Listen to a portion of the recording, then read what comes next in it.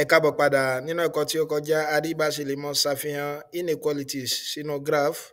Ní báyìí màá máa ṣàlàyé ládàáyẹn rí bá ṣe lè mọ ṣàfihàn linear inequalities ní ti pàápàá nígbà tí wọ́n bá ju ọyọ kan lọ. Ẹ bá mi ká lọ. Láti ṣe léyìn kò le rárá, ẹ rí i pé ń tẹ́ gbúdọ̀ mọ̀ láti lò ó òun náà ni pé ẹ kọ́kọ́ ẹ gbúdọ̀ mọ̀ bá a ṣe mọ́ gíráfù linear graph náà. Ẹ má gbàgbé bá a ṣe lè mọ̀ gíráfù linear equation náà ni pé nígbà tí wọ́n fún wa ní value of y àti x, ọ̀nà tó yá kánmọ́kánmọ́ òun náà ni pé kí ni o, ẹ lè mọ̀ lo y, ẹ lè mọ̀ lo intercept, ẹ lè mọ̀ lo intercept. Ìtumọ̀ intercept náà ni pé kí ni, ẹ mọ̀ wá y intercept. Mo rò bó ti yé báyẹn. Kí ni ìtumọ̀ y intercept? Tí wọ́n bá ní kẹ́ wá y intercept ibi tí x mi ti ṣe kí ni o, x mi ti jẹ́ òdo.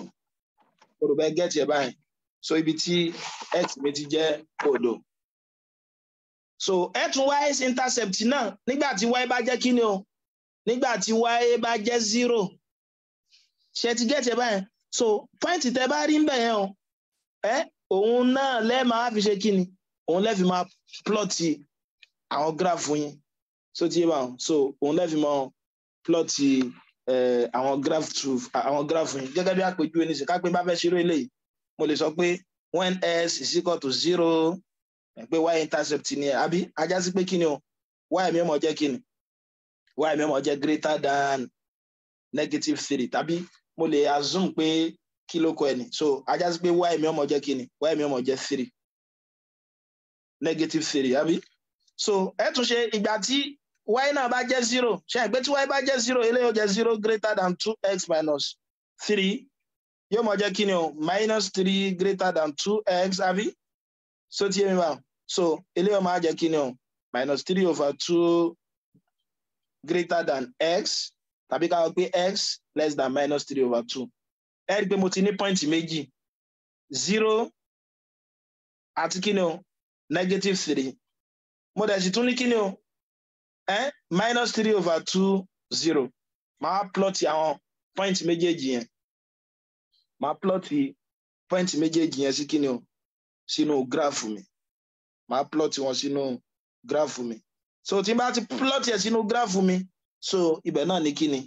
ibẹ̀ náà ni èsì mi ó wà. Ní tí mò ń gbìyànjú láti sọ lélẹ̀. Ẹ pé mo nírú nǹkan báyìí, y axis, màá padà sọ̀nà kejì o, tẹ́lẹ̀ mọ́ lo slope. So slope approach láti fi ṣe òun ló rọjú jù. Ẹ pé ìgbà tí kí ni, ìgbà tí x mi jẹ́ 0 ń bí báyìí, y mi jẹ́ -3, àyà sí pé -3, pé bí báyìí ni -3 ó wà. A nírú nǹkan báyìí. Ìgbà tí x mi jẹ́ -3/2, ká pé bí sí -3/2 mi wà nílé yìí, y mi jẹ́ kí ni o, y mi jẹ́ 0. Mo bó ti yá báwọn, a wà fà. Mo bó ti yá báwọn. Bẹ́ẹ̀ kìí ṣe sóní kọ́tò nínú. Ṣe àgbẹ̀ kìí ṣe sí kọ́tò greater than ló wà ń bẹ̀. Níta ṣe náà ni pé kí ni o, yóò mọ jẹ́ open line. Ṣùgbọ́n greater than sókè ni ó mọ wà àbí ìsàlẹ̀, ajá sí pé region yẹn ni. So báyẹn lẹ́ṣẹ̀ mọ̀ ṣe. Ọ̀nà ẹlẹ́ẹ̀kejì tẹ́ lè gbà lò òun náà ni pé kí ni o, ká pé ń bá ní irú nǹkan báyìí. Ká pé ẹja lo ìbéèrè eléyìí ta lò yìí náà. A ní y greater than 2x minus 3. Nínú ọ̀nà kejì eléyìí tẹ́ lè lò òun náà ni kí ni o, òun náà ni general formula linear equation. Ṣàgbé ní general formula linear equation tó túmọ̀ sí òun náà ni pé kí ni o, y is equal to ms plus c, tí c mi ń jẹ́ intercept. Mo rò bó ti yá bá y intercept. So tí m mi jẹ́ kí ni o, slope. Mo rò bó ti ẹ̀dẹ̀ má gbàgbé pé ìtumọ̀ slope náà ni pé kí ni o, rise divided by run. Mo rò bó ti yá bá wọn pé rise yẹn gbé ní y axis, run ní left axis. So kápẹ́ fáfẹ́ lo ìyẹn fún kápẹ́ mo ní greater than 2x minus 3, ìtẹ́ ẹ̀kọ́ ṣe náà ni pé kí ni o, ẹ̀kọ́ ya y intercept wa. Ẹ pé y intercept lélẹ̀. Mo rò bó ti yé. Ẹ wo ìgbà tí kí ni o, ìgbà tó jẹ́ -3 níbí báyìí. ẹ pé -3 ni ẹ fi point yẹn síbẹ̀. ṣé wá rí slope yín bíbá yìí tún jẹ́ 2 ṣe pé 2 a lè kọ gẹ́gẹ́ bí 2/1. ìtumọ̀ rise náà ni pé kí ni o kó gòkè lẹ́ẹ̀mejì èyí máa jẹ́ kí ni o 1 2 point kan ní bíbá yìí divided by 1 náà ni pé run kọ́ra sáré síwájú lẹ́ẹ̀kan ẹ tún wá ṣe kí ni o 1 ibi báyìí ni point yẹn ẹ wàá yà mo rò bó ti yẹ báwọn ẹ pa á papọ̀ so ká pé síkọ́ tó ló wà ń bí báyìí bẹ́ẹ̀ sì lè ya linear graph nìyẹn ẹ pé ká kó pé méjì náà ni pé tẹ bá ya ìkejì point of intersection òun náà máa jẹ́ kí ni o òun náà máa jẹ́ solution yín so bẹ́ẹ̀ tẹ́lẹ̀ yìí greater than wọ́n fún wa kìí ṣe síkọ́ tó ajá sí pé kí ni màá máa ṣe ń bẹ̀ o ṣé open line màá máa fà àbí close line open line pẹ̀lú àlàyé eléyìí tí mo ṣe ajá sí pé lẹ́yìn ọmọ jẹ́ open so ti yé bá yẹ́ mọ̀ jẹ́ kí ni open line but wọ́n ní greater than sókè ni ọmọ wà àbí sàlẹ̀ ẹ pé yẹ́ mọ̀ wà lókè ajá sí pé bíbá yìí ni boundary region yìí òun náà ní kí ni òun náà ní solution mi ó wà region yìí òun náà ní solution mi ó wà bó ni tẹ bá nírú nǹkan báyìí nǹkan y greater or equal to 3 divided by 2s minus 3 olóhùn ní ò lè rárá so kágbẹ́ fẹ́ lo method ẹlẹ́ẹ̀kejì tí mo lò yìí tẹ́ fẹ́ lo intercept method eléyìí tẹ́ pẹ́ ló gbà tí s bá jẹ́ 0 kí ni y jẹ́ gbà tí y bá jẹ́ 0 kí ni x jẹ́ ọgbọ́n kejì tẹ́ lè lò òun náà ni pé kí ni kágbélé la fẹ́ lò tí a mọ̀ sí general formula y is equal to ms plus c so y is equal to mx plus c mo rò bó ti yá báyìí kí ni mo láàkọ́ mọ́ ṣe o àkọ́kọ́ locate intercept wa kí ni intercept wa mi báyìí -3 kápẹ́ bíbá yìí ni -3 mi wà ẹ yà ń bíbá yìí ẹ wá lọ síbi slope kí ni ìtumọ̀ slope ṣe àìpé slope mi lélẹ̀ ìtumọ̀ náà ni pé kí ni o 3 yìí 3 ìtumọ̀ rẹ̀ náà ni pé kí ni o rise kọ́ ló òkè kẹ́ gbé ẹsẹ̀ mẹ́ta láti bíbá yìí ajásígbélé ọmọ jẹ́ ká gbé 1 point lélẹ̀ ẹ jẹ́ kí n ya kí ni ẹ̀kẹ́ fi lè gbọ́n tí mò ń sọ yìí ṣe àìpé 0 lélẹ̀ kápá ní 1 unit 1 2 3 àbí -1 -2 -3 1 2 3 àbí -1 -2 -3 so ti yé báwọn ẹ̀hùn pé torí pa ní graph ni ó yá àti locate intercept wa ń bí báyìí tí ń ṣe -3 that is y intercept nígbà tí x ṣe kí ni o tí x jẹ́ 0 mo rò bó ti yé báwọn ó yá 3 ìtumọ̀ 3 náà ni pé rise ṣe pé slope wa ni change in y divided by change in x 3 yẹn ni pé rise ó rise pẹ̀lú point mẹ́ta 1 2 3 yóò wà ń bí báyìí point yẹn wà ń bí báyìí bẹ̀tẹ̀ ní tí locate yẹ yóò rọrùn ní kíni o lẹ́ẹ̀mejì 1 2 ajá sí pé point yẹn ibi báyìí ni ó jọ wà ibi báyìí ni ó wà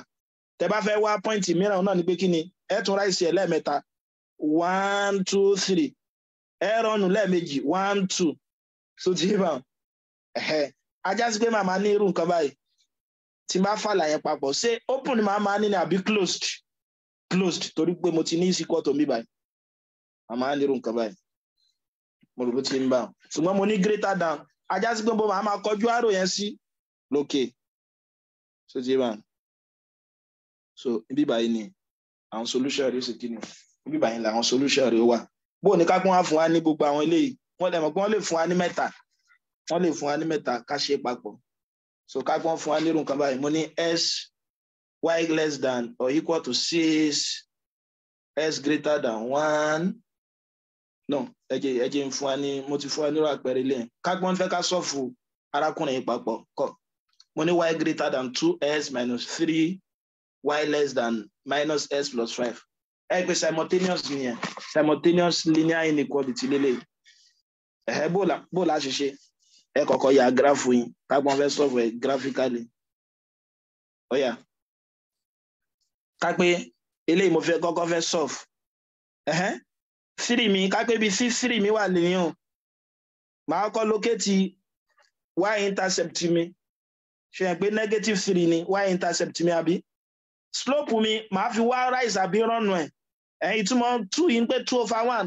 kó gòkè lẹ́ẹ̀mejì 1 2 so tí ẹ máa kó wá ṣe kí ni o kó rise lẹ́ẹ̀kan ajá sí pé ìbàyí ló wọ́n wà mo rò bó tí yé mi bá bẹ̀ torí pé greater than ló wà ń bẹ̀ open point láàmọ́ ní màá nírú nǹkan báyìí ajá sí pé solution aláwọ̀kọ́ nìyẹn. Ọ̀yà ẹ jẹ́ n wá tẹ́lẹ̀ kejì y less than minus x plus 5 màá kọ́kọ́ locate kí ni o màá kọ́kọ́ locate intercept 5 mi. Ẹ jẹ́ n ya ìlà yìí wá sí ẹ jẹ́ n ya ìlà yìí wá sí ká pé 5 mi ní ọ̀ no ibi báyìí ni 5 wà ṣe pé positive ká pé 5 mi ni àbí ìtumọ̀ minus 1 yìí náà ni pé kí ni o ṣe pé coefficient tó wà níbà yìí pé minus 1/1 bó lẹ́ ṣe kí ni ìtumọ̀ minus 1/1 òun náà ni pé kó ni o kó wá ìsàlẹ̀ lẹ́ẹ̀kan kò ní rise yẹn pé fall ni ó mọ̀ jẹ́ báwọn kó wá sàlẹ̀ báyìí lẹ́ẹ̀kan so tí yé báwọn kó wá rise lẹ́ẹ̀kan náà ẹja kọ́ locate intercept yẹn ṣe pé y intercept lélẹ̀ 5 àti kọ́kọ́ locate ẹ̀ ẹ̀yà bóun ni máa fi wá slope bí báyìí -1 máa wá sàlẹ̀ rise so yé wa tó fi jẹ́ pé gbàtà fi wá sàlẹ̀ torí pé negative la ní táyé pé positive ni òkè láàlọ́ ìtumọ̀ yẹn pé -1 yóò mọ̀ jẹ́ 4 báwọn so tí yé báwọn ká pé báyìí ni 4 mi wà ń gbé síbẹ̀ so tí yé báwọn run yóò rọrùn lẹ́ẹ̀kan ajá sí pé yóò wà ń bí báyìí mo rò bí a gbọ́ àlàyé tí mo sọ yẹn yé bẹ̀tọ́ ayé pé negative one náà ló wà ní denominator náà nǹkan ẹ̀gbẹ́ lẹ́lọ a wá ṣe kí ni o a fa àpapọ̀ òun náà mọ jẹ́ open kí ló tó fi jẹ́ open torí pé kò sí síkọ́ tó ń báyìí tó ayé pé síkọ́ tó wà ń bẹ̀ á jẹ́ kí láàyè ó ṣe kí ni o kòkòrò àwọn ṣe pé tó ayé pé linear equation là ń ṣe ni ibi táwọn méjèèjì ti dọ́gba òun ni ó mọ jẹ́ solution wa point of intersection yìí ni ó mọ jẹ́ solution wa bẹ̀tọ́ pé ó jẹ́ inequality a máa ní ju point kan lọ mo rò bó ti yá bá tó láti mọ̀ pé tó wáyé pé greater than ni ẹ̀yin tó greater than lè ju ọyọ̀ kan lọ èyí tó dẹ̀sí less than náà lè ju ọyọ̀ kan lọ bó lẹ́sẹ̀ á mọ̀ bí ti solution rẹ̀ wà ọ̀yà ẹ rí i pé point aláwọ̀kọ́ lélẹ́yìí o greater than níbo ni greater than mọ̀ wà lókè báyìí ẹ yà sí lókè báyìí ọ̀yà wo point kejì yìí náà less than níbo less than mọ̀ wà